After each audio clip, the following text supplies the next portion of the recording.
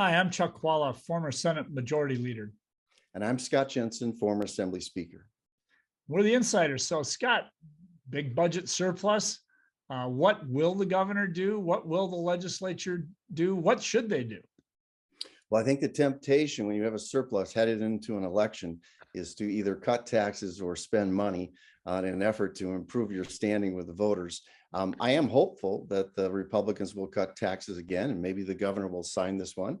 But if you were to ask me what to do, I would generally say you should save it.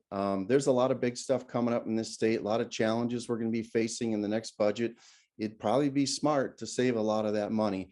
But that's probably not the instinct of most politicians. I mean, I look ahead and I see the mental health crisis that people in the state are facing. I see the learning loss that has happened through the K-12 system. Boy, I'd like to have some resources in the next budget to address both those issues, whether it's a Republican governor or a Democratic governor. So my advice would be maybe cut some taxes, but in general, I would just save the money for that next budget.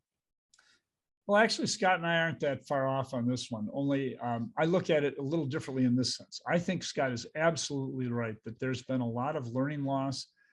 We have not made the investments in K-12 education nor in the post-secondary education we need to make. But in order to have those be effective, we're going to come rocketing out of the COVID situation this year, I believe, into this fall, and needing everything to be done then. And the only way that that happens is if it's spent in this cycle. If you wait until the next budget cycle, first of all, you're a year and a half away from now. Secondly, it takes then another 6 months for that money to actually get dispersed.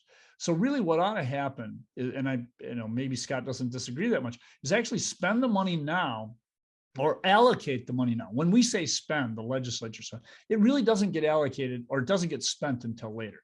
So what I'd like to see is the money invested in K-12 education in particular, because that's where we've really been hurt with our kids have been hurt.